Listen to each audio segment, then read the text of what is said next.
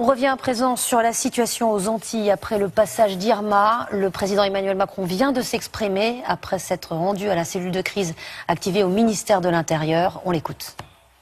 Il est à l'instant où je vous parle trop tôt pour tirer un bilan chiffré quel qu'il soit.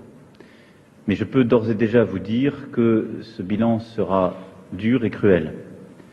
Nous aurons à déplorer des victimes et les dégâts matériels sur les deux îles sont considérables.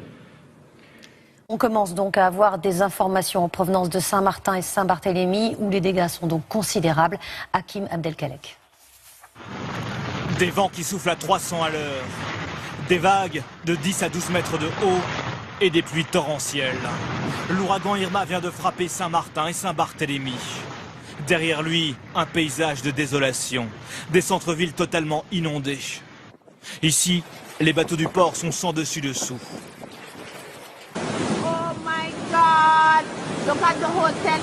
Dans cet hôtel, les étages ont été dévastés en quelques minutes.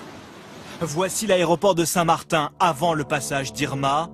Le voici après. Les passerelles sont comme pulvérisées. Partout aux Antilles, les dégâts s'élèvent déjà à des dizaines de millions d'euros. L'ouragan, le voilà vu de l'espace. Météo France qualifie Irma d'ouragan historique avec une intensité sans précédent sur l'Atlantique. Au sol, des milliers d'habitants se retrouvent piégés chez eux. Et donc on sent l'eau arriver, hein. Ça y est, ça rentre, ça commence à rentrer dans la maison. Oh putain, ça y est. C'est quoi ça? Donc on vient d'avoir un impact, hein, quelque chose de gros là qui vient de tomber, je sais pas, sur la toiture. À l'heure actuelle, l'électricité est coupée, les téléphones passent difficilement. Ce soir, rares sont les informations qui nous proviennent des Antilles.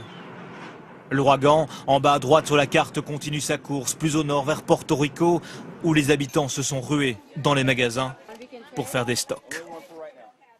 Et on retrouve Jacques Cardoz en direct de l'île de Porto Rico vers laquelle Irma se dirige.